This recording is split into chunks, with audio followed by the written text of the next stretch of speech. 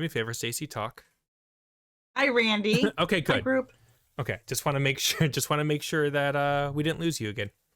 No, I've had 2 Red Bulls too. You should all know that. Not good. Yeah. Good luck to all of us. Good luck to all of us. All right, cool. Yes. All right, so let's go ahead and do some introductions. My name is Agent Orange. I am a streamer here on Twitch. This is Twitch, right? Yeah, I'm a streamer here on Twitch. I do this part-time. I do this for fun. I do this for mental health reasons, and I promote the hell out of mental health organizations and things like that. We play video games around here. I stream 3 nights a week, Monday, Wednesday, and Friday. And yeah, I love you guys. You guys are absolutely amazing. I always appreciate the community that we're building around here. And then obviously we do this podcast. Well, for anybody who doesn't know, we do this podcast once a month, the last Monday of every single month. Stacie. Hi. That's not an introduction, Stacie. But all I got. Hi. Fine. So I'm not supposed to touch anything. I'm like setting things down. I'm sorry. Should keep my hands up here the whole time. Hi. No, so I'm Stacie. I am a licensed professional counselor, and I do a lot of different things. I'm presently in a program at UC Berkeley for mindfulness meditation teaching, 2-year certification. Very excited about that. Just signed up for another certification, Randy, that you don't know about yet. And I'm very excited about this one. It is to become a certified clinician to first responders. Sorry, my cat. Which is super awesome because of, my work past, right? And emergency medicine. So I'm really excited to be getting the certification to where I'll be able to work directly with them. And it'll be nice because I can use past work experience, current counseling, right? That's awesome. So that's something new I'm doing. I'm really jazzed up about that. And then, jazz hands for sure. And I got some other stuff I'm in the process of doing too, but we're not going to talk about that openly yet. Yeah. And but it's all amazing stuff. I'm super excited. I'm always learning something, always open to learning something. We had one individual in chat ask if we could do something on DBT, and so I decided that, well, yeah, we can, and I'm actually working on getting certified in that as well. I mean, I can definitely just do informational, but I thought, why not? Yeah. So I love education. I'm always doing something. That's my jam. That's what I do. That's about it. And it's back to school season. Woo! Woo! I'm so happy to be done with school. So happy. Oh, and I keep going back. I'm like, I know. A lot more. I know. Well, I'd go back if it was for certifications, because I know Guardians wants us, or has at least offered to do some certifications with us. So I'm super excited about that. So there's some things on like my end that's gonna change quite a bit, which is pretty cool. It's just a matter of getting certain pieces moved around and whatever. Seriously, you look like you're in the depths of hell. It's amazing. Nice. I like that. Yeah. it's like being in my mind. It's how I feel right now. Yeah. I do have one light. Yeah. Light that helps. over here. And if I turn, you could see it. It's like a spaghetti-o in my eyeball. Yeah. Oh my God. All right. So let's. And then I got the red one. So let's go ahead and jump into forgiveness. I need a lot of it today. Yes. It's hard. It is. Hard. It is. And forgiveness is, it's a beautiful thing. And it's hard to do. And, there's self-forgiveness, there's forgiveness of others. And it's complicated, right? Mm-hmm. Sometimes we don't want to forgive because, maybe if we forgive, it depends. So let's say you've wronged somebody. Every one of us has wronged somebody in our life at some point. We've been a stink pod to someone that we shouldn't have been, and it is our fault, right? Whether we recognize it or not, let's, in this scenario, say we recognize, yeah, you know what, I was kind of a jerk to that person, and I was super uncool. Let's say that person's like, I want nothing to do with you. Mm-hmm. Piss off. We got to work on that forgiveness, and sometimes that can actually turn negative. It can actually promote anxiety, symptoms related to anxiety. It can promote symptoms related to depression. That vulnerability component that we talk about so often on and off can definitely become a problem child for us as well, right? Because when we're not forgiven, we want to shield, right? We put on this armor and we start walking around in a way of not wanting to be hurt, not appearing that we can be hurt and vulnerable, right? So it's hard when, again, we want to be forgiven by somebody, but they won't forgive us. Mm-hmm. And so we have to work on forgiving ourselves, really, because at the end of the day, forgiveness is all about allowing ourselves to release the chains from being tied to our past, right? We can't get rid of things or get over things, right? So often we'll say, oh, I just need to get over that. No, we need to heal from it, right? And when we say things to ourselves like, oh, I just need to get over that, or we say to somebody else, just get over it. Not helpful, actually. You're hurting yourself. You're hurting somebody else. You're saying, shame on you. That's not acceptable to feel that way. If we change the language just a little bit and we say, I think I want to heal from this. Mm-hmm. Much more compassionate, soft, kind. You're being a friend to yourself, right?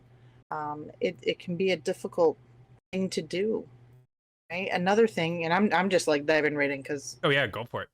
we're 40 minutes late. So boom, it's just going in. Another thing too, sometimes if we've wronged somebody, and let's say, like, again, we know we're wrong, forgiving yourself can feel like you're letting yourself off the hook. You could feel like, well, dude, if I forgive myself, then I might do it again. And because, like, there's kind of mean streak in me sometimes, and we might not want to admit that about ourselves, but maybe there is. And if you forgive yourself, then you let yourself off the hook. And what if you, oh gosh, forbid, experience joy again after you've hurt someone? Mm-hmm. Okay, sometimes we're afraid to actually experience joy, and we get convinced that if we've harmed somebody, we must stay in suffering. And we don't deserve to be happy at that point. Right. And that's not true. Not true. The idea is that we recognize what we did or said wrong, right? And always remember, when you're angry, anger is what? Secondary emotion to hurt. So asking yourself, what am I hurt by? Right? Whenever you experience, oh, I just feel so angry. Right? But what is really hurting you? Right? Shifting gears a little bit and bringing into play, let's say someone hurt you and you're really upset with them and you don't want to forgive them. And you're stuck in the past ruminating on this, right? You drive by their street or somewhere you used to hang out with them, you're like, right? All angry and they might be going on about their business like every other day, right? That can, again, chain us to the past when we hold on to past hurt. So it's a tricky thing, this forgiveness, but it's incredibly important to take responsibility for yourself and your actions, right? Again, it's the one thing, I've said this before, it's the one thing we have control over, ourselves, Mm-hmm. our actions and reactions. It's the only thing we can control. So. And sometimes it takes a long time to forgive somebody because that hurt could be so deep. I mean, there's somebody that, a bully that I dealt with in high school. I've talked about him before. Bully I dealt with in high school that I'm like, there's not a chance in hell I'm ever going to forgive you. Mm-hmm. I mean, at a certain point, I'm probably going to just forget about it and not really care. I mean, to me, that's a piece of forgiveness, of just kind of moving through it, moving past it, not even caring. But I will admit, I don't know if, and you might have a different take on this, I don't know if I could ever forgive. Like let's say for instance, that was 25 years ago, something like that. And now let's say for instance, he comes back into my life randomly one day. Even though I don't think about it, I don't do anything with it. I don't worry about it. I don't let it impact my life, nothing like that. But if something like that was to ever come back into my life, or somebody or something person like that, I honestly don't know how I would feel, because I don't know if I could ever forgive something like that. Right, right. And it's a matter of, there's a difference between, well, commonly stated, forgive and forget. I can Yeah. forgive, but I won't ever forget, right? And better said is, I will forgive because my life is worth living to its fullest, but I will have some boundaries. Yep. I will not tolerate being treated that way, right? And so that's the idea, that we kind of want to cultivate for ourselves. And no doubt, like, I've bullies from my childhood, and I look at it going, well, they just didn't know any better, and they might have been just repeating behaviors they saw at home. But I'm not going to hold on to that, because I want to live a good life, and I don't want to hold on to that stuff. It sucks. Now, that's not to say that when I see someone bullying someone, I get like a little like rush, and I'm like, whoa. Yeah. No. Oh yeah, for sure. Right? Like, nah. Yep. And I will instantaneously respond. Yeah. Because it's a controlled, right? I'm controlled in my reactions. So I'm responding, but I will protect somebody if I see them being bullied, or I will help people understand how to positively respond to bullies. Yeah. And adults can bully adults. Oh, all the time. Right? Yeah, and there's a lot of it. Like, in theory, I mean, I was bullying you about your potential receding hairline. Yeah. Not really, right? But I mean, I could have been. Yeah. If I was like just some person on the internet, I could have been like, right? Well, but it's true. You and I have a relationship. We've talked about this many, many, many times. You and I have a relationship where you could pick on me and I'm just going to laugh about it and, laugh about your gray hairs. Like, that's not a big deal. But if somebody else was to come in and start talking about receding hairlines or something like that, like, for instance, you mentioned a while back about the Among Us game that you played. That's a good example of how a game or a person can take something. You took it in stride. You're just like, yeah, whatever. But how the other person that you were with, like, all of a sudden was like super offended by it. Like, depending on your situation, how you were brought up, and how you take it, can really create a big problem in a situation. Absolutely. And I don't think that your hair is receding more, just for the record. I'm just teasing. And if it is, it's because of me wearing a hat all the time. Yeah, no, I really don't think it is. I just razzing you because I haven't seen you without a hat in a long time. I know. I don't think anybody really had, except for Warrior.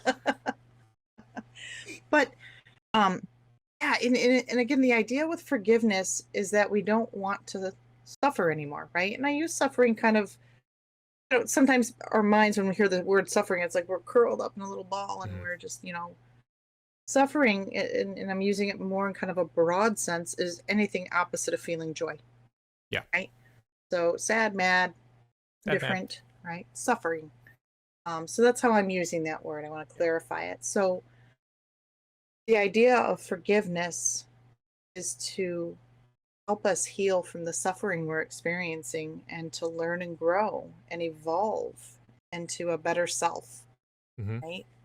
Hard to do, though. And it doesn't mean that somebody hurts you and immediately you're like, yeah, I'm going to forgive you. Because I want to forgive myself. It's kind of stepping back and looking at the situation from maybe a 20,000 foot view, saying, okay, how did this help me? How did this hurt me? Right? Or you want to invert that. How did it hurt me? How did it help me? Just kind of viewing things from multiple angles. I always say, have a kaleidoscope conversation with yourself. Yeah. Might be dating myself there, because I know kaleidoscopes aren't really played with anymore. But I played with them growing up. What are those? It's like 8-tracks. I've heard of 8-tracks before, but what are those? Mom. I grew up with an 8-track player. Thank you. Oh, yeah. It was awesome. Push a button. It was like anyway. I digress. I love the Beach Boys one. So anyhow, but the idea is that, again, we do this in an effort to cultivate more positivity for ourselves. So how do you do it?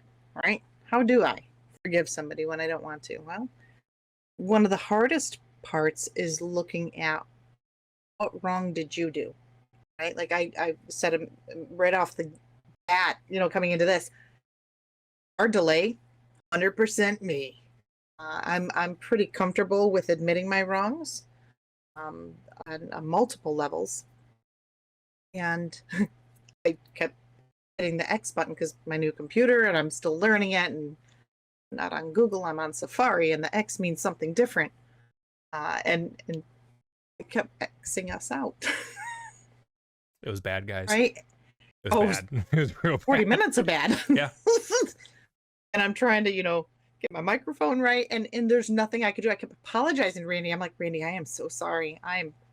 At one point, he was kind enough to say, do you just want to like postpone tonight? And I'm like, no, I'm going to get it together. Right? Kept my composure because flying off the cuff would have done me no good. I would have gotten frustrated. Right? Would have done him no good. Right? So I just breathed through all the aversions I was experiencing, right? All the discomfort of like, oh, why won't this just work? Why can't I just, slow down and get it right? I just breathed through it, right? And we each have to find something that works for us. Except for some people, it's breathing. For some people, it's grounding. It's counting. It's all sorts of different things that we've talked about along the way. And many, many others. So being able to kind of step up to the plate and say, okay, this is where I went wrong.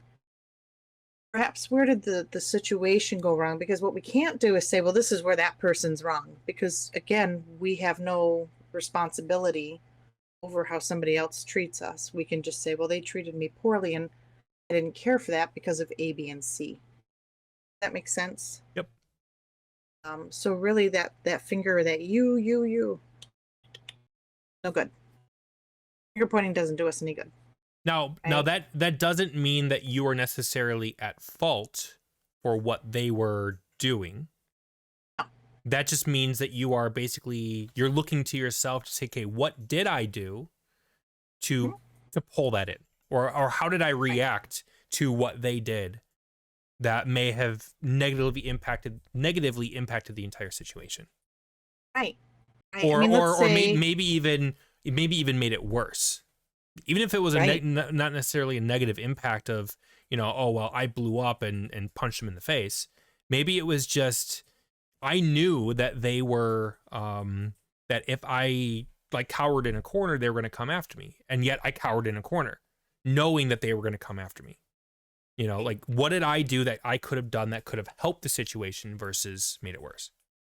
Absolutely. And I'm catching up on chat. Mm-hmm. Here I'm bragging. I can see my screen now, and I'm like, So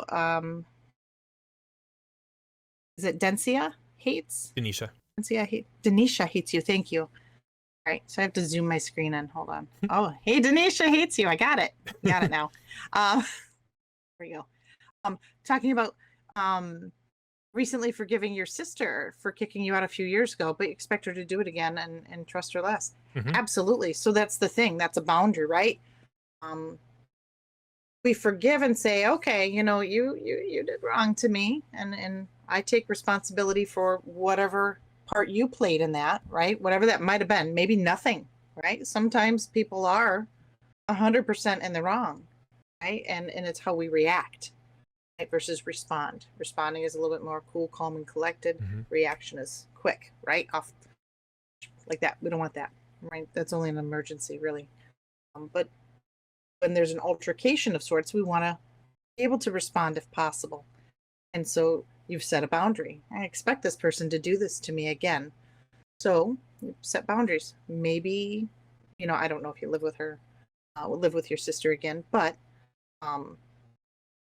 maybe, I'm catching something that you just wrote. Mm-hmm. I don't use her.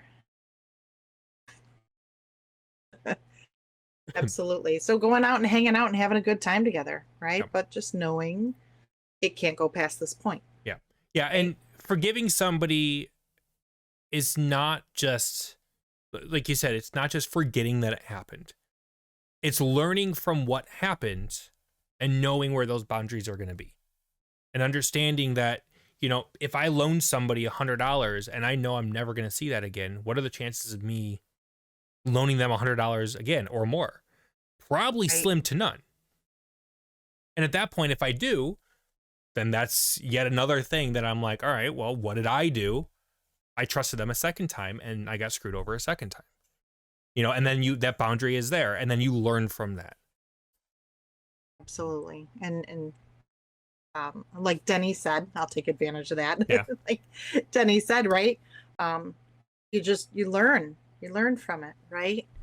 And that is the best we can do. I mean, let's say you've got somebody in your life that you trusted them, and let's say, you know, they shared something private that they shouldn't have shared. Well, now you know. Clearly, I can't tell that person such personal things, or I need to say, hey, if I tell you this, can we keep this confidentially between us? Now, if you say that and they still choose to go and, let's say, talk, you know, well, now you know that's not a trustworthy individual, right? Yep. And you could even try the theory out by maybe telling them something not so personal. Hey, can we keep this confidential, and try to build that trust up again? Even have a nice conversation saying, hey, I thought maybe we could keep this between us, but I heard you shared this. I really wish you wouldn't have. Is there a reason you might have? Right? Communication is really imperative. And sometimes people do things and don't communicate to make a lasting, I guess, impact on a situation, right? And sometimes that is necessary. Sometimes it's important to not say anything and just to let feelings kind of, you know, give some distance, give some space, give some breathing room. See real quick. I forgive people. We've got DeChambeau. I forgive people not for them, but for myself. I feel so much better not holding all of that inside. It does not mean I did not learn from it. Yeah. Absolutely. Again, and that's the not forgetting part. Like, I'm not going to forget what you know, I mentioned my bully earlier. I might have forgiven what happened, like whatever. It's in the past. Forgiving is more along the lines of moving past it and not letting it hold you back. Because as soon as you start letting it hold you back, that's really allowing that person, especially in a situation like that, to keep a grasp of you, which is exactly what they want. And, you know, if you're dealing with a bully or something like that, you know, Denisha and the, you know, sister kicking her out, like, I know that wouldn't be her intent, but something like that is a, you know, all right, well, I'm going to forgive you for what you did, but we now have this giant wall between us. We can go around it for other things, but this wall is here for this situation. I'm not going to trust you as much. Absolutely. And, you know, Denny said, you know, they had somebody close bring up something in a relationship kind of in a joking manner. And, you know, I'm going to use my my spouse and I as a great example for this. He and I are both jokesters, and we can push the limit. And Randy, you know, both of us, we can with each other, right? We're always kind of poking at each other and just having a good time. And we had to come up with a safe word because I did something to him once and I didn't know it bothered him. And I was like, no, really? And I did it again. And he looked at me. He's like, caw. And I'm like, what? And anyhow, from there, we came up with a safe word. So each of us knew, hey, not a joking topic just yet. Maybe in a little bit, but right now, nah. Right? And it's wonderful. It's quite helpful. So being able to have a conversation with somebody too, when someone brings up something that's sensitive and they joke about it, being able to say, hey, you know what, one day that might be funny, but for right now, not just yet. Yeah. Dr. House safe word. Fluffernutter. Fluffernutter. I would love the idea of having a safe word and then like 6 months down the road, never actually needing to use it. And then the person uses it and you're like, what are you talking about? Like Yeah, Fluffernutter. absolutely. All of a sudden, the person Yep. randomly says Fluffernutter, and you're like, I don't know what you're talking about. Yep. And DeChambeau was saying, I'm a person that focuses on intent. Mm-hmm. Did they mean to hurt or screw me over? If not, then we can work that out. If so, then game on. Yep. And that's a thing too, for sure. If you've got someone in your life that their intentions are ill and they're just out to poke fun at you or I'll say it, be a dick, right? They don't have good intentions. Time to draw a line and a boundary. And if you've tried talking to them and they just won't stop, enough is enough. Yep. And that isn't always just friends. Sometimes it's family, right? And that sucks when you got to draw that line with family or very close friends. Sometimes best friends can cross lines, right? Friends from the past that come back may not, have grown up with you through life. They might still be, treating you like they knew you 15 years ago, right? So yeah, it's really important to really focus on what your boundaries are, and those boundaries come from knowing your self-worth. Yep. That's a tough one sometimes for people, right? Sometimes we put up with stuff because it's like, oh, well, I just want to be social. I just want to have friends. They want to hang out with me, right? And it feels good to be out. And even though people are being rude, it still feels good to be out. Does it Yep. the negative outweigh the positive? If it means that you're going home and you're hurting over things that were said or ways that you were treated, yet, oh, but I was out at least. Not a great space to be in. Yeah, no. Not a safe space to be in. So knowing your value, self-worth, knowing what your values are, in addition to knowing your self-worth, right? Confidence. Yep. So I wanna go back to something Denisha said. She goes, yesterday someone close to me brought up something that I'm struggling with in a joking way, and now I'm contemplating the friendship. I'm already not too keen on telling people things, and it's twice now that they've done this. I get that you were joking around, but sometimes not saying anything makes more sense, especially if you ask me what's been bothering me the past few days, and that's what it is. So, and that's where we go into, understanding who your audience is. And understanding, like, for instance, Stacie and I, when we've talked about this on previous podcasts, Stacie and I can joke around with each other quite a bit. I mean, we know what we're allowed to say, not allowed to say. We know where those boundaries are. But we also understand that if she has an absolutely horrible day, like some personal things that are happening to you with right now, or like on my end too, if you were to start making jokes about things going on my end, that is a boundary that you're crossing. Like, as a friend, you understand who those boundaries are. So, without understanding the whole situation, who the person is, I would probably be doing the same thing, Denisha. Where it's like you brought something up that I'm struggling with. And yet, bringing it up and asking me, hey, are you okay? What's going on with this? Whatever. And being inquisitive is one thing. Making fun of it or joking about it is a very different situation if you don't have the right relationship with that person. At the right time, too. Because you might have the right relationship, but it might not be the right time to bring something like that up. Because when you're in a depressed mood or a just negative mood in general, you could take something that you would normally take as oh yeah, that was just a joke, in the completely wrong direction. Yeah. Or I should say opposite direction, not even the wrong direction, the complete opposite direction, depending on your mood. Absolutely. Absolutely. And sometimes it is best just not to say something. Yep. It is important. And like you're saying, taking a day. Yep. Right? You've said something once. Second time, now I'm taking a day. Now's the time to, figure out what that boundary is. Right. And if they do it a third time, that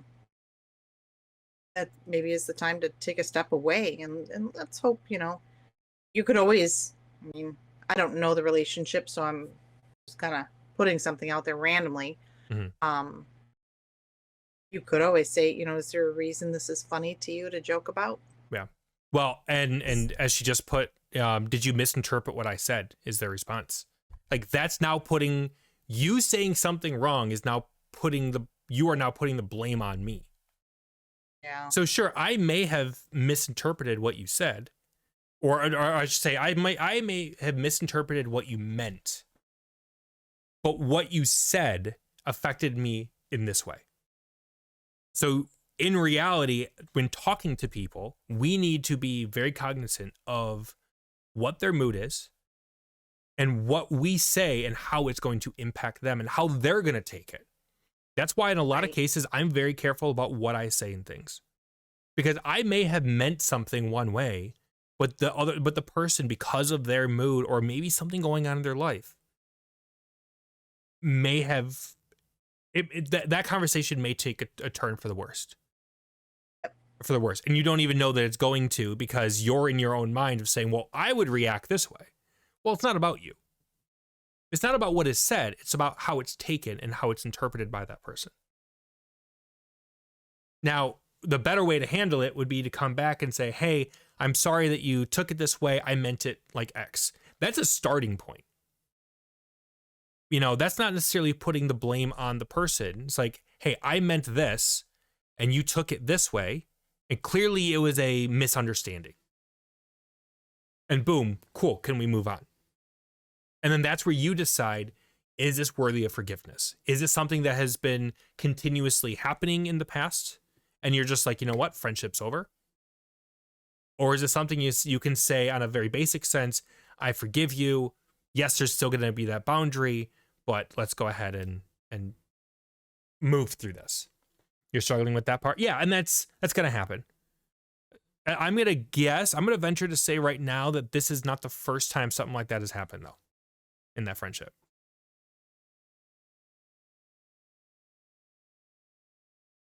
I think I won't just tell them anything anymore. Yeah, that's because, and that's exactly where that's exactly where I kind of get the idea that this is not the first time. Most people, at least most people that I know, are not going to have that immediate negative reaction to something like that unless it's a continuous problem.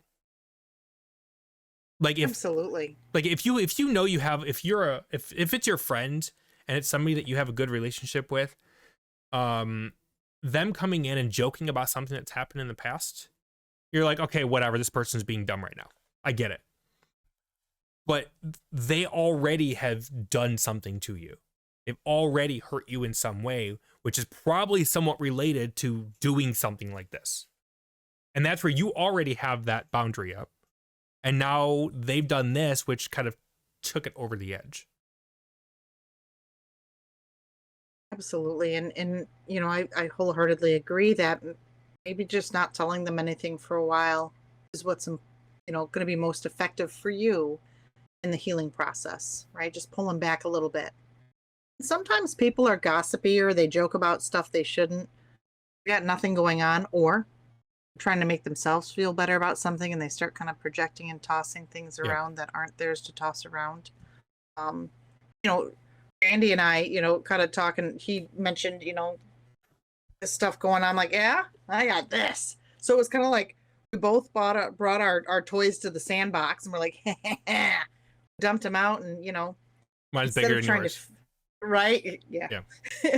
Instead of, you know, trying to fix it or anything, I stuffed a couple of pickles, you know, up my like little fangs. I'm like, you know, making this face at him, just to kind of make us both laugh. Yeah. Right? And try to fix it.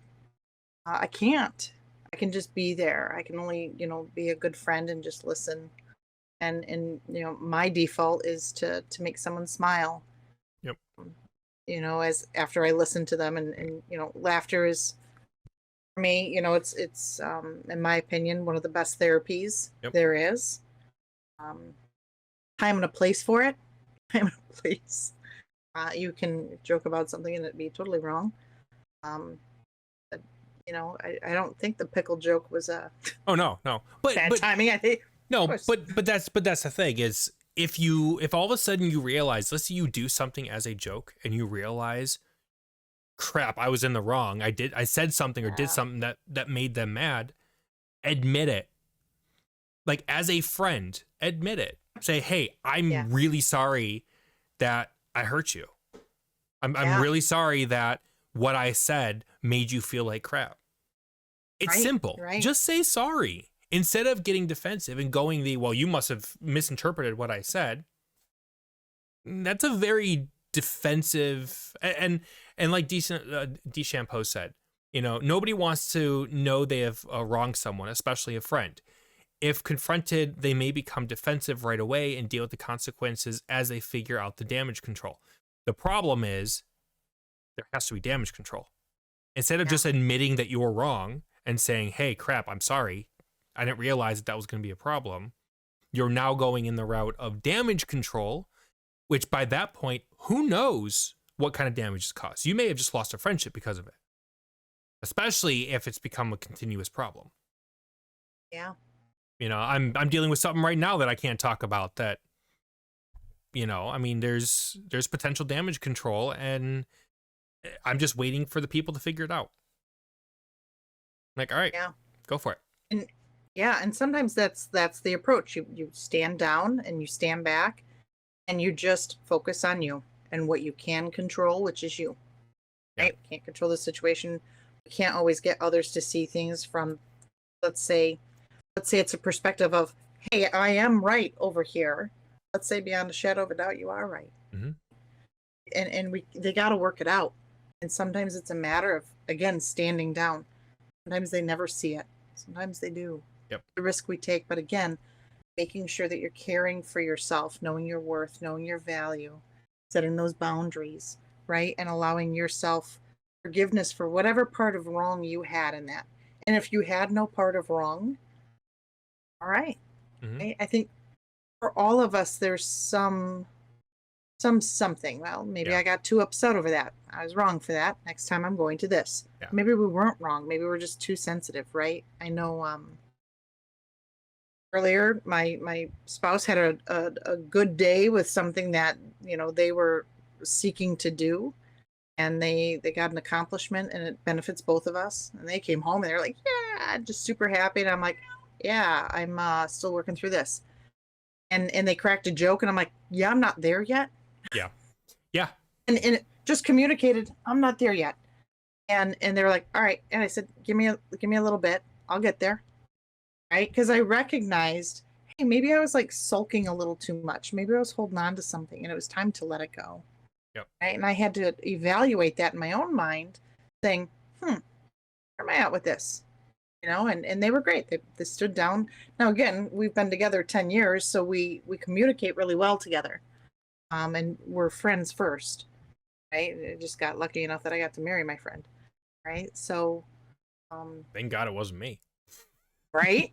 Yeah. You're like a brother. That'd be weird. I know. Weird. I know. I want to make sure we've got some great comments coming in. I want to make sure. So back to Denny, you said when you spoke to the person, they're like, did you misinterpret what I said? Right? There's that. And then, where am I at, Randy? It's the questioning for me. I told you I'm upset, and you're like, what is the issue? What did I even say? Yeah. And I'll tell you what, Denny, I can hear that kind of conversation happening between people. And for you, and I don't know if you just said, hey, I'm upset, or if you were like, hey, it upset me when I'm just going to make something up here. It upset me when you kind of joked about that. I'm still feeling a little sensitive towards that topic. Would we maybe hold off on the jokes? That would be a really good, effective communication to somebody versus saying, hey, you just upset me. Well, they don't know what they did, and immediately someone's going to close off, right? And their vulnerability, their armor is going to come up. Right? And how we communicate something to someone is super important. And I'm seeing you kind of, let's not do that. And that's a pretty direct thing. Hey, let's not do that. It insinuates let's not joke about that, right? And again, sounds like this person just maybe doesn't know how to care about this topic and whatever it is you're dealing with, maybe in a more sensitive light. Yeah. So I want to make sure I get everybody here, because again, I'm excited I can actually read things. Mm-hmm. I am going to want to, once I'm looking something up. I can't remember the name of it right now, but I will want to come back to that real quick, which will probably tie into other things. Sure, sure. Dr. House, my entire life, 39, my family and I have done things that bother and piss off other siblings, and sometimes to piss them off on purpose. My brother, Steve, did this to me most, and I have never actually forgave him for everything. For instance, he knew how to push my buttons to piss me off, and he said he did it on purpose because he can. And that's hard when you've got siblings who know just how to tick you off, and they do it just to get a reaction out of you. That's, that's a time where you can say, all right, clearly you don't respect my boundaries, so I'm going to make sure I don't show you a reaction anymore. Bore them if you can, right? Or if you know their pattern, dodge and weave before they can do that. Or, tell them, yeah, I see what you're trying to do. It's not working, right? Or just, don't give them a reaction if possible. Without me knowing the story, I can say that quite easily. I know it's not that easy always, so I want to make sure I preface and acknowledge that I know it's not always that simple. But yeah, when you've got someone who purposely will poke at you, oof, I'll tick you off. I've had people do that. I do that to my cat sometimes too.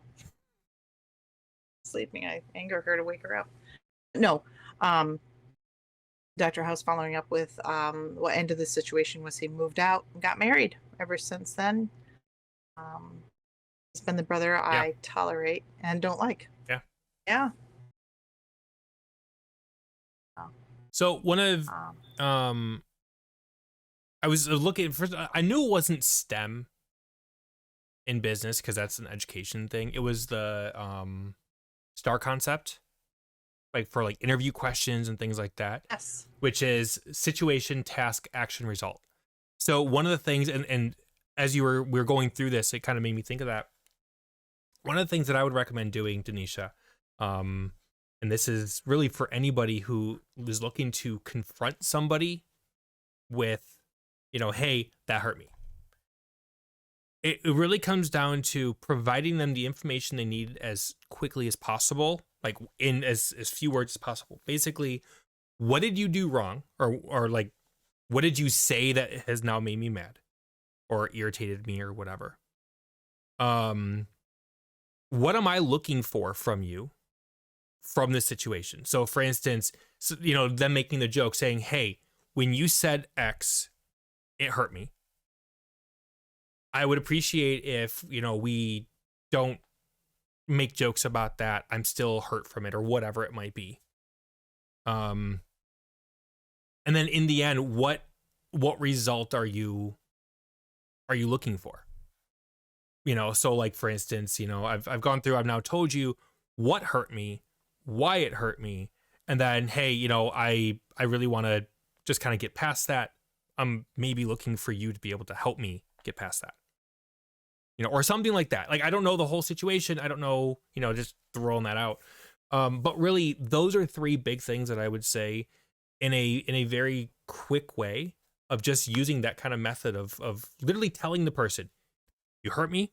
This is why. This is what. And this is how in a way, maybe how I need to be spoken to or something along those lines. Right. And you want to make sure too that there's no accusations. So this is, where we don't want to use any you statements. They're I statements. I'm feeling hurt. Yeah. I'm feeling wronged. The joke that was made, right? Doing your best to not say the joke you made, the joke that was made. Yeah, joke that was made. Right? Yeah. It's imperative because when we finger point, and although it's normal language to say, well, you did this, nobody likes to have, an accusation made of them, even if it is true, right? Mm-hmm. They're immediately going to go to defense mode because that's our natural state of being. Somebody comes at you, naturally we're going to defend, right? Because we've learned to do that. Very few people will sit there and just lay down and take it. There are people out there that will, and it's not appropriate to take advantage of them either. But just like Randy outlined, having some type of technique, knowing what you want to say, being mindful of how you're saying it, and giving the person some space. Maybe, people can't respond right away. Maybe they need to sleep on it. And I'm saying, you just actually wrote that. Yeah. I'm going to sleep on it again tonight. Absolutely. Um, I'm a big fan of waiting 24 hours. If I have a conversation with someone and it made me tense, or displeased, I wait 24 hours. And if in 24 hours I'm still upset, I negotiate with myself. What am I still bothered by? Yep. Right? Is this my doing or their doing? If I can't come up with an answer, I wait another 24. But that's how I operate, right? I'm not saying everybody should do that. But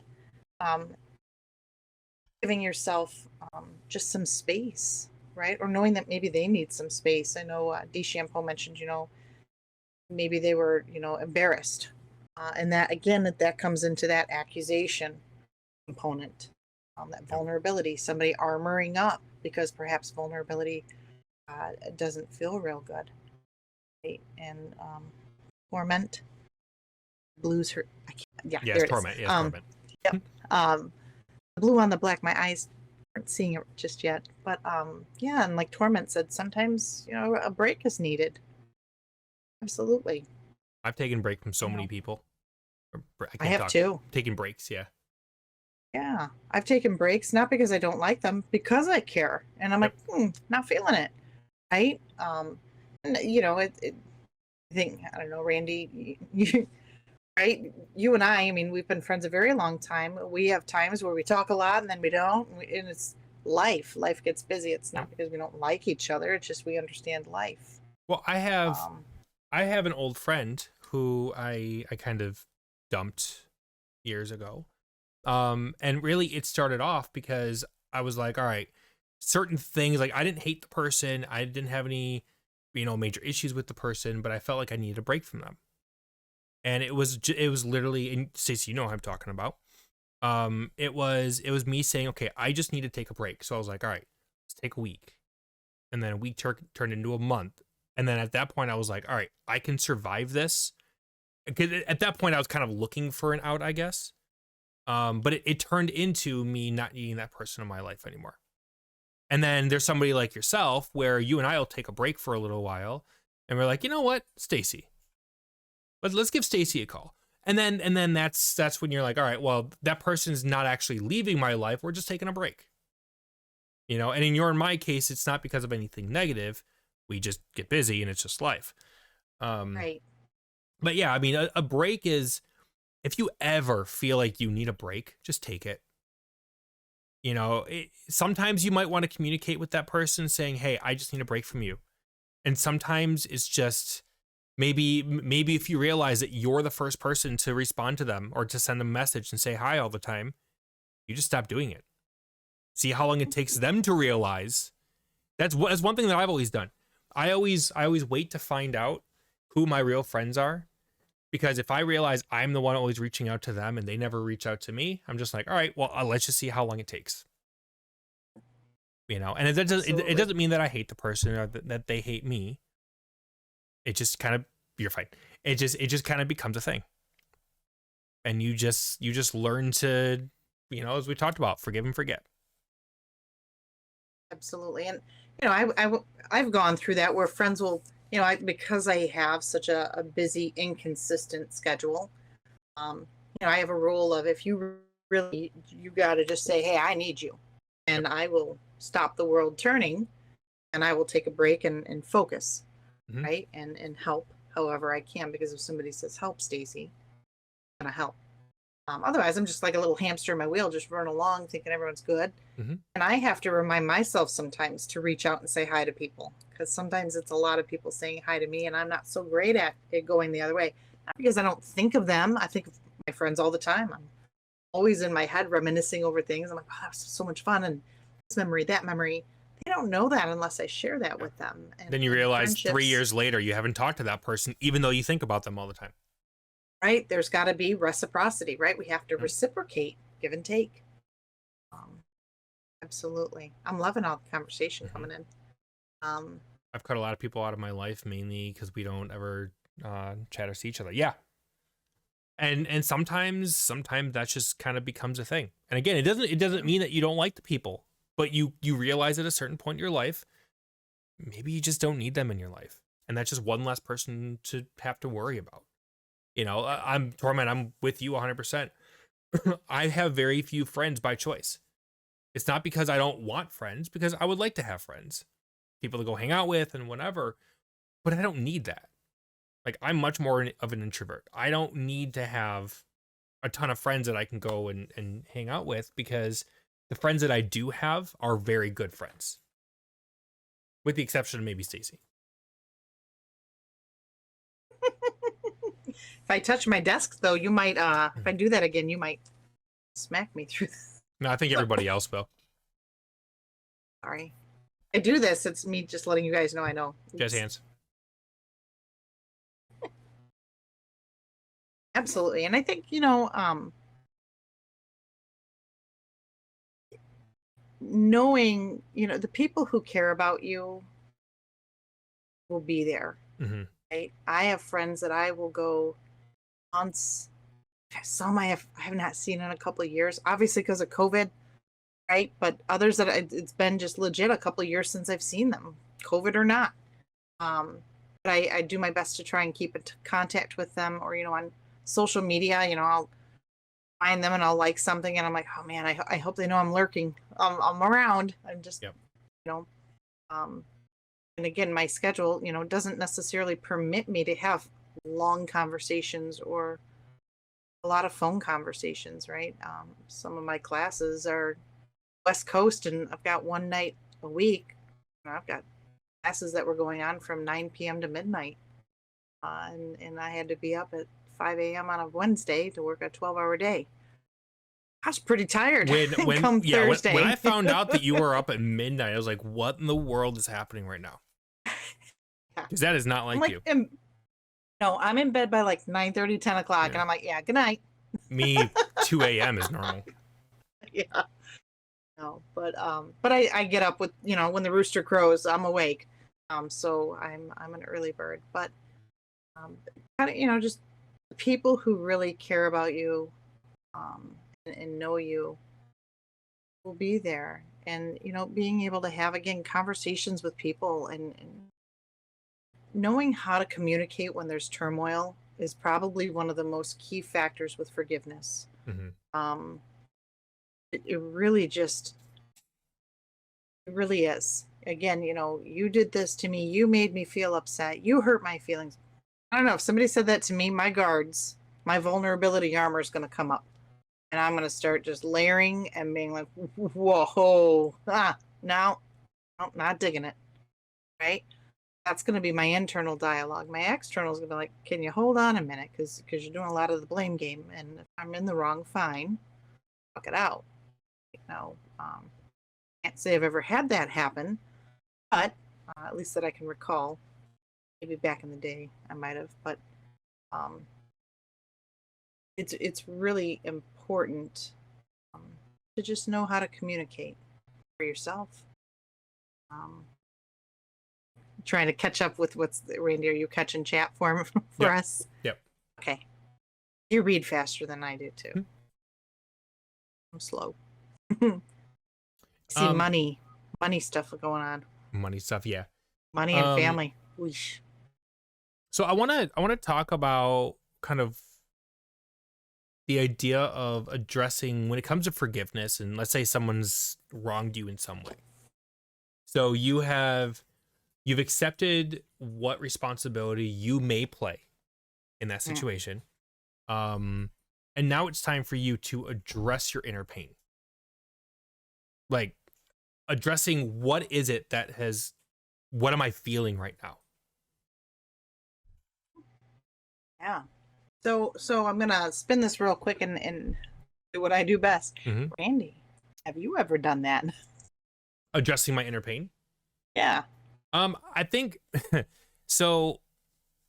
Again, without going into details, I think one of the ways that I tend to address my inner pain is I give it time.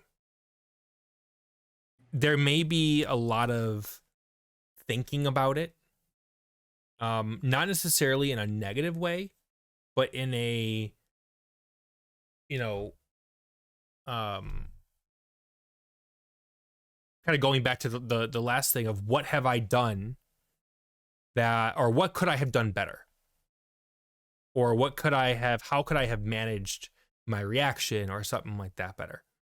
And then from understanding that, then I can say, okay, this is what I'm feeling, maybe why I'm feeling it, and now what can I do moving forward so that I can heal from it? Yeah. Absolutely. And I tell you, had a couple thoughts go through my head at the same time as I think one of the questions that's really important to ask ourselves, this just kind of popped in my head as you finished speaking. Do we want to forgive ourselves? Do we want to forgive the other person? Do we want to feel better? Mm-hmm. One of the main questions, do I want to heal from this right now? Do I want to remain hurt? Because I feel like that will validate me. Right? It's a valid question because it happens all the time. Like, do I, if I don't get something, do I want to continue being mad at this person because I feel that I'm now justified? And if by forgiving this person for whatever it might be, again, may not forget, but if by forgiving this person, it's justifying them. And now it's me versus them. To get away. Exactly. Yeah, I've allowed them to get away with this behavior, and that's it. It's not that. When we, I think, yeah, like I wish I could just take all the thoughts going on in my head right now and just like yep. Out. I think that inner dialogue in what we say to ourselves and asking that really hard question, do I want to feel better about this right now? That's one of the first sets or groupings of questions, we ask ourselves at even the end. Do I want to feel better about this, or do I feel validated? Being angry, meaning being hurt. Right? But I think with what you were saying, though, I think one of the big pieces, though, is the two words you said at the very first time you said that, right now. Right now. I don't know if you noticed that, but I caught that. Like saying, do I want to feel better about this right now? The chances of you saying yes are pretty slim. Right. Like with things happening with me, I'm like, well, do I want to feel better about this right now? No. Because I know that if I feel better about this, then it's not going to motivate me to do this other thing. Right. Right. And then maybe later down the road, then I can start that healing process. Absolutely. So maybe you can use it as motivation to put yourself in a better place without it negatively impacting what you're doing on your daily life. Mm-hmm. Absolutely. And I'm kind of pausing a little bit too, because I'm thinking of something I said earlier. I was driving and I got home and I kind of this epiphany while I was driving about an unresolved issue, I guess I had with somebody who had wronged me earlier this year, and they had zero right to do what they did. However, the outcome is what I wanted. Yeah. Yep. So in theory, they were the catalyst. And today, I will tell you, after 8 months, today while I was driving, I was like, gosh, I'm not really mad. I'm kind of thankful for them for what they did. I mean, what they did sucked and it was total BS. But I got the outcome I wanted, so I guess maybe I'm not mad at them anymore. Yeah. And that's part of the reason I'm pausing a little bit, because I'm like in my own head processing something right now. Something real, right? So sometimes, I guess, just being a good example, sometimes it takes 8 months, almost 9 months, for something to happen. But when you realize it, man, is it freeing. I'm going to celebrate a little later tonight. Maybe with... Well, and it's important to look, when it comes to somebody doing you wrong or whatever, sometimes it's important to look at the big picture. It is. It And is. that's one of the things I try to do. It's hard sometimes, especially when you're in that mode. Like that's why sleeping on a situation is important. Take 24 hours, take 48 hours. I do the same thing. I'm like, okay, I'm going to complain about it to a certain point to certain people. That helps get whatever it is off my chest, whatever feelings I have or whatever. And then after 24 hours, I'll go ahead and sleep on it. After 24 hours, I'll reevaluate. Do I need to give myself more time? Maybe another 48 hours or 24 hours. So 48 hours before I really start to like dive into the whole thing. But during that 24 to 48 hours, or maybe even sooner, that's when I start to try to look at the big picture now that I've emotionally calmed down and say, what does this look like and what good can come out of this? And again, you may not know the good that's going to come out of it right away. But in reality, I always look at these types of situation of one person hurting you or something like that as a very small piece in a big picture. Because you don't know how that one little thing, that one little situation, like for instance, let's say you get fired from a job. This happened to me a while back, and I've talked about this on the podcast. Let's say, for instance, you get fired from a job and you're like, holy crap, that's not good. I no longer have any money. I'm going to now have to look for a new job. And, all these emotions start going through your head. But then 6 months down the road, you get your perfect job. And the only thing that could have gotten you to that point is having been fired from that job. So being able to then look back and you're like, well, I don't even know what I was worried about. Oh, right. All of these things, but now I'm in a better place. Well, being able to look at it forward thinking and say, all right, well, now that I've lost this position, I'm going to forgive it, whatever. I'm going to forgive. I'm not necessarily going to forget, but I'm going to go ahead and forgive it. But what can I do to spin this into something positive? Okay, well, I'm going to take this time to now find that perfect job, to find something that is going to give me what I'm looking for. Absolutely. And that's important too, to always do the reflective work. Say, okay, where was I, this time so many months ago, or, as you're just doing your own personal healing journey, where was I before? Where am I now? Right? Very important to reflect. We don't want to live in the past and be stuck back there ruminating, but reflecting. Reflecting is what helps us gain insight, right? And plan for the future. Mm-hmm. You don't want to worry about the future. That promotes anxiety, right? So we're living in the past, depression, worrying about the future, anxiety. But if we can reflect on the past, to be in the present and plan for the future. Yep. Those are the things that help promote healing, personal healing. It'll help calm you down and actually give you a big picture of, all right, cool, this is a crappy situation, but what can I do to put myself in a good position? That to me, that comes down to even like going back to Denisha's situation earlier. Being able to say, all right, here's the history with this person. Here's a situation that happened that may have, as the saying goes, the straw that broke the camel's back. Now what do I need to do forward to make sure this doesn't happen again?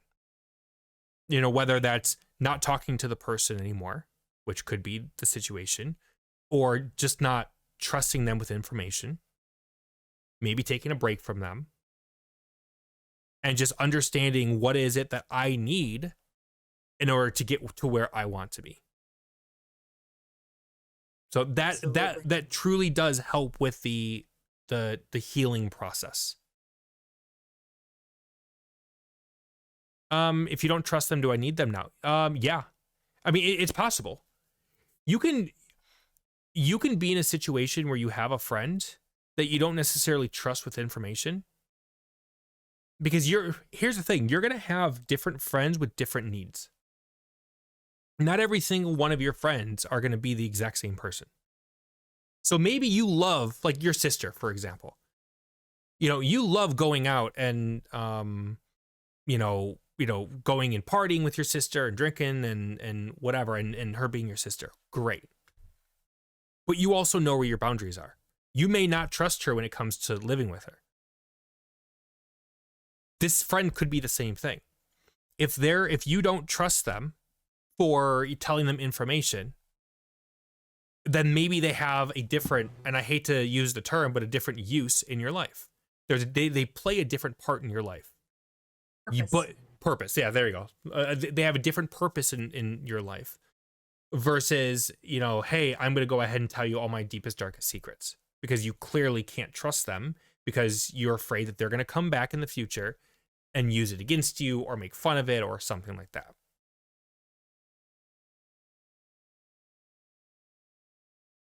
Absolutely. See, Torment has a situation on their hands, right? And, it's never easy when you're dealing with a former spouse and kids. Not an easy situation to be in. The best thing you can do is keep yourself as much out of the ex's mouth as possible, meaning, keep your name from coming out of their mouth as best as you can control that. Mm-hmm. They're going to have jealousy. They're going to have insecurities. And I'm not saying this person in particular that you're referencing, just people in general, exes sometimes have that, right? Might have an ex that maybe you have a really unique situation and you get along with your person's ex, and then all of a sudden, something changes and suddenly, you get, kind of blindsided, like you're saying, Torment. You used to be friends, you get blindsided, and suddenly you're not.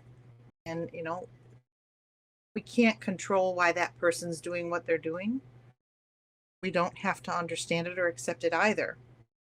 Only have control over ourselves. Yep. Right. And doing your best to, I haven't read what you just wrote yet, but doing your best to stay your course, right? And kids are involved, and making sure you're not doing the same thing. When, you hear that, let's say the kids come back or someone says, I heard, said you're, jerk, right? I'm really sorry they said that. I hope you don't feel that's true. Do you? Right? You could ask kids, And again, I'm just giving a very light example of something. But it is hard.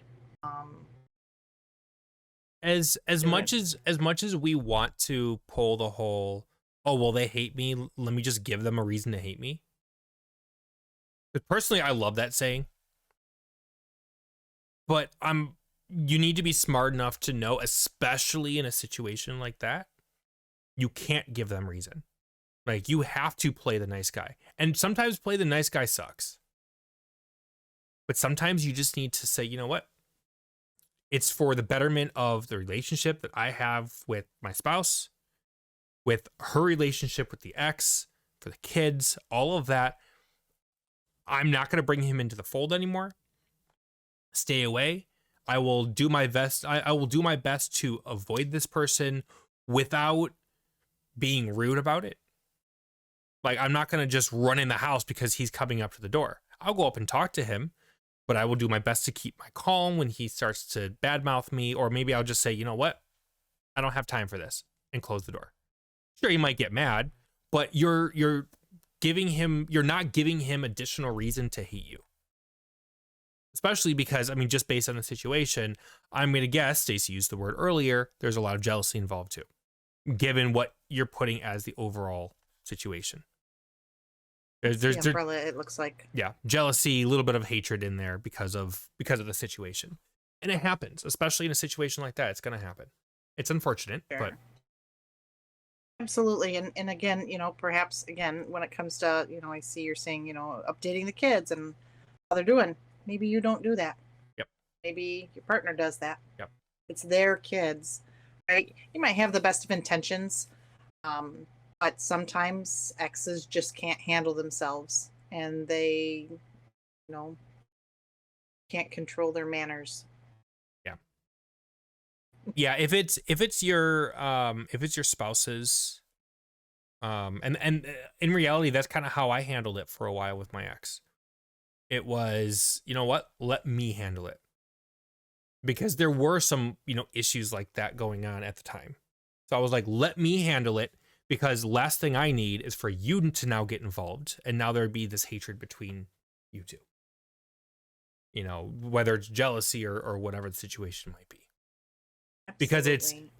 Because at this point, it's her spouse, or sorry, her ex, her former spouse, not yours. Yeah, it's her ex. So. Yeah, and let that, be the messenger of just surface stuff. Maybe, unless they ask how the kids are. Surface. Yep. My heart goes out to anybody who's got a situation where they've got stepkids. My heart goes out to you. I'm sure it's not easy to be in that situation. Yeah. Torment, if you want to reach out to me later too, I can always talk to you further. All right, Stacie, do you want to continue? Do you have anything else that you want to cover? We're just after 10 o'clock. I'm gonna do a pump. I still got like quarter of a Red Bull left. You're not gonna? All right, yeah, you're not gonna sleep for like 5 days. No. Caffeine does not make me focus. I turn into a Super Bowl in a small room. The fact that I'm even sitting still right now is amazing. Yeah. Although I do keep fidgeting. What we don't see is her leg is bouncing like this underneath. I've been playing with the Velcro on my sandal. Yep. So, but did you have any other topics or anything that you wanted to touch base on? Caffeine is bad, Torment. It is. Oh my God. Within the forgiveness realm, let me clarify that. I have been very good at staying focused for a long time. Yeah, and we've had some really good conversation too, so I definitely appreciate it from you guys. It's been awesome. Yeah, no, I don't mind staying on a little longer because we were late, but at the same time, I respect that usually you go raid somebody, so I also don't want to, You respect me? Time. You respect me. RESPECT. Let me spell it. RES. Yay, education. Here, let's see. Let's go ahead and give it a minute. We will. 1 minute. Well, we're really going 1 minute? Or are we all just going to sit silently together? Literally 1 minute. All right, everybody, let's have a literal it's like meditation. Minute of silence. We still need to do that. I would enjoy that. Yes, we still need to do that. I'd enjoy that. Mm-hmm. All right, cool. Well, are there any other, since we're here, you have Stacie and I in the same place for the next, couple minutes. And you won't have that again until next month. Do you guys have any other things that you wanted to touch on? Anything like that? We're happy to go through and answer any questions or anything. Do you have a poem, by the way? I do. I found one. I was not prepared tonight, everybody. So, all right. Well, I was looking while we were chatting. Well, why don't you go ahead and do your poem then? Right. And we'll go ahead and go with the and the recording after that, and then we can just stay on for a couple minutes and. Right. Unwind videos are a great unwind if anyone is into that. All right. Yes, there's a lawn mowing game too. I was playing some Xbox the other day. I actually have a lawnmower simulating game. They ASMR. Yeah, stuff. They literally have a lawn or a simulator for everything, Stacie. Everything. It's amazing. I mean, they have Ask Warrior. They have a power washing simulator. You literally go around power washing different items. Yeah, there's a house cleaning one, like a house flipper. So you have to don't judge me. So you have to flip houses. Yeah. And clean them and yeah. I'd be all over the power washer one. That'd be amazing. All right. The So, lawn anyways, mowing one would be fun too. let's go ahead and do your poem. Yeah, go ahead. All right. Um, this looks like it's an excerpt from The Awakening, and it's by Judith Espinoza, and it's from healingbrave.com. Give proper credit to where it belongs. There comes a time in life when you finally get it, when in the midst of all the fear and insanity, you stop dead in your tracks. And somewhere inside your head, a voice cries out, enough. Enough fighting and crying, struggling. Hold on. Like a child quieting down after a blind tantrum, your sobs begin to subside. You shudder once or twice. You blink back a few tears, and through a mantle of wet lashes, you begin to look at the world with new eyes. This is your awakening. I like the ending. The end. Wow. My ability to talk. The ending of that. Ending.